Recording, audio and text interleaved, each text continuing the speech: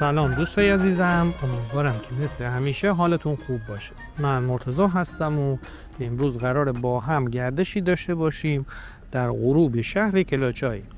امروز 17 آذر ماه و ساعت حدود 6 غروبه. قرار شد به درخواست عزیزان شبگردی و گردش در غروب شهرهای گیلان رو انجام بدیم.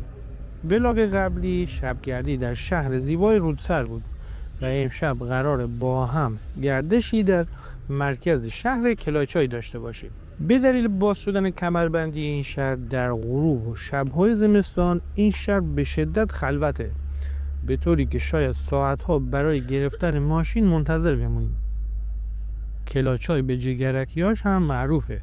تعداد بالای مغازه کبابی و شلوغی اونها در تایم‌های صبحانه و نهار و شام گواهی بر این مطلبه. پس وقتی کلاچای اومدین، خوردن جگر و کباب، اون هم با قیمت مناسب، فراموش نشه. کلاچای جزئی از شهرستان رودسر از شهرهای شرق گیلانه. این شهر بعد از چابکسر دومین شهر استان گیلان از سمت شرق هم هست و فاصله اون با مرکز استان گیلان یعنی شهر رش حدود 80 کیلومتره و در همسایگی شهرهای رحیم آباد، رودسر، چابکسر قرار داره. بازار هفتگی در کلاچای در روزهای پنجشنبه برگزار میشه که قبلا ولاگ اون رو در کانال قرار دادیم. مردم این شهر به دلیل نزدیکی به دریا به شغل صیادی هم مشغولن. کشاورزی و دامپروری هم در این شهر رونق داره. چای، مرکبات، برنج از محصولات عمده این شهره. از جاهای دیدنی و زیبای این شهر میشه به جواهردشت سیاه گل و رود، باغات چای در واجارگاه و ساحل زیبای اون اشاره کرد. توصیه میکنیم به پلیلیست مربوط به شهر کلاچای کانالمون سری بزنیم. لینک اون رو در قسمت توضیحات ویدیو قرار دادیم که در اون ولاگ‌های زیادی از شهر کلاچای وجود داره. اگر به دیدن زیبایی‌های استان گیلان علاقه دارید، حتما کانال ما رو سابسکرایب کنید. در ضمن در کانال آشپزیمون هم آموزش انواع غذاهای گیلانی رو در فضای روستایی برای شما عزیزان قرار میدیم. لینک اون کانال رو هم براتون در قسمت توضیحات ویدیو قرار دادم. خواهشم با لایک ها و کامنتاتون ما رو در مسیر بهتر شدن حمایت کنید و برامون بنویسید که دوست دارید از کجای گیلان زیبا براتون ولاگ تهیه کنیم. در روزهای یک شنبه و پنج شنبه هر هفته در این کانال ولاگ جدید قرار داده میشه. امیدوارم که از این گردش لذت ببرید.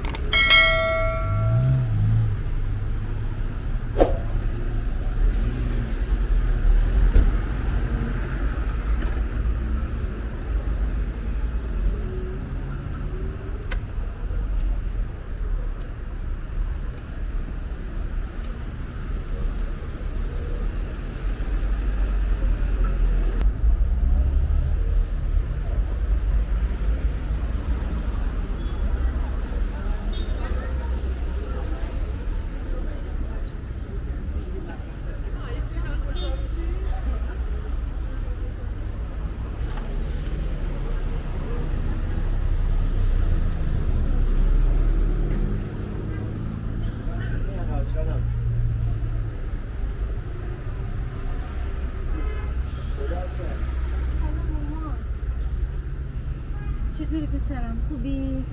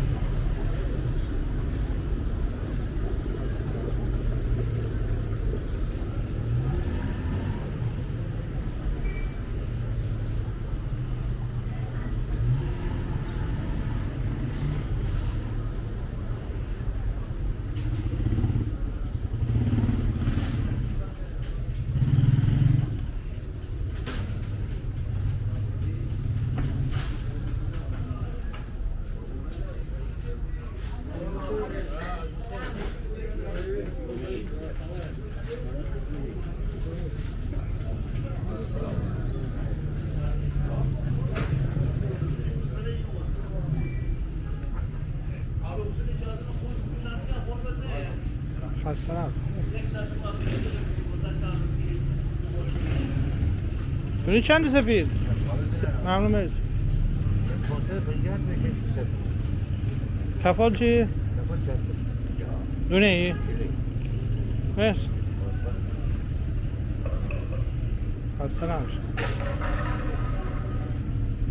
این سفید بزرگ چنده؟